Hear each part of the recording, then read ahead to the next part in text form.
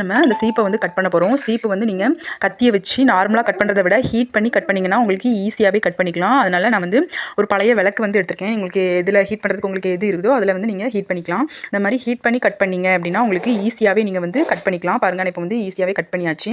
இப்போ நம்மளோட அந்த ஆஃப் பிளேடை வந்து நம்ம அந்த சீப்போட பல்லுன்னு சொல்லுவாங்களா, அந்த பல்லுக்கு ஒரு கோடு அளவு, ஒரு 1/2 இன்ச் கூட இல்லை, 1/2 இன்ச்சை விட கம்மியாக ஒரு சின்ன கோடு அளவு வந்து கேப் விட்டு அதுக்கு கீழே பிளேடு வந்து வர்ற மாதிரி நீங்கள் வந்து பிளேடை வந்து அதில் வந்து ஒட்டி எடுத்துக்கோங்க. நல்லா ஸ்ட்ராங்காக ஒட்டுற மாதிரி.